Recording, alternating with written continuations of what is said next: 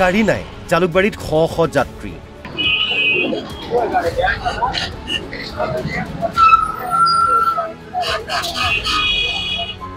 vote দিবলৈ ঘৰমুৱা হোৱা লোকৰ দুৰ্ভোগ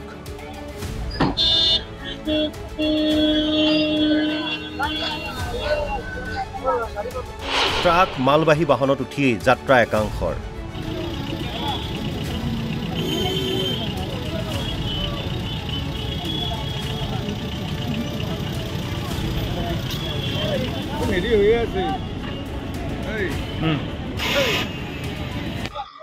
ভাড়া 350 লৈছে 350 লৈছি কিমান জন মানুহ আছে মানুহ কেইটা আছে ইস্তা আছে 350 লৈছি ইটো কুত্তা হয় ভাড়া মানুহ দিব নোৱাৰে পেছেঞ্জাৰ দিব নোৱাৰে কিয় লৈছি গাড়ী নাই গাড়ী নাই গাড়ী নাই কিয় গাড়ী মানে ক'ত যায় আছে ধুবৰী কিয় বাবে যায় আছে হা কি ইলেকশন ভোট দিয়াৰ কাৰণে ভোট দিয়াৰ কাৰণে পঞ্চায়ত নিৰ্বাচনৰ প্ৰথম পৰ্যায়ৰ ভোট গ্ৰহণৰ অন্তত দ্বিতীয় পৰ্যায়ৰ ভোট গ্ৰহণৰ বাবে সাজু ৰাজ্য চৰকাৰ বুধবাৰে অনুষ্ঠিত হ'ব ভোট গ্ৰহণ সেয়ে নিজ নিজ পছন্দৰ প্ৰাৰ্থীক ভোট দিয়াৰ বাবে কৰ্মসূত্ৰে মহানগৰীত বাস কৰা লোকসকল ঢাপলি মেলিছে নিজ নিজ ঘৰলৈ কিন্তু ঘৰলৈ যাবলৈ ওলোৱা এই সকলো লোকে গাড়ীৰ অভাৱত দুৰ্ভোগ ভুগিছে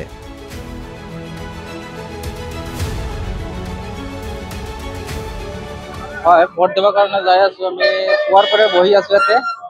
মানে গাড়ী পোৱা নাই গাড়ী ইমান ভিৰ মানে যাৰ কবা পৰা নাই ভাড়া কিবা বেছিকে লোৱা ভাড়াটো অলপ বেছি ঘণ্টাৰ পিছত ঘণ্টা ধৰি অপেক্ষা কৰিও যাব পৰা নাই এওঁলোক এইপিনে 200 টকাৰ ঠাইত বাহনসমূহে 500 টকাকৈ ভাড়া লোৱাৰ গুৰুতৰ অভিযোগ এক ঘণ্টা হল ৰখি আছে গাড়ী পোৱা নাই কিহৰ কাৰণে পোৱা মানুহ দুনিয়াৰ মানুহ ভোটৰ কাৰণে আৰু গাড়ীসমূহ কি কৰিছে চৰকাৰে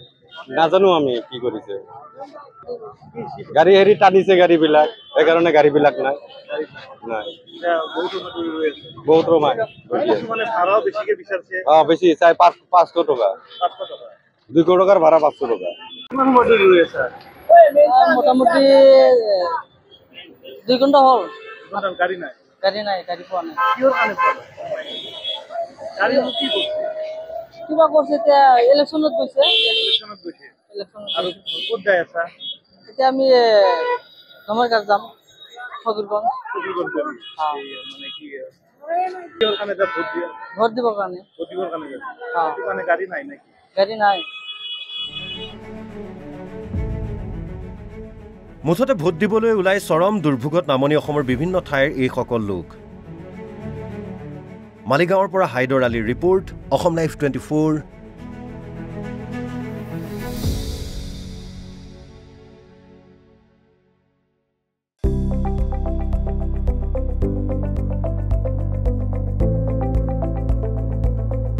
NB নিউজ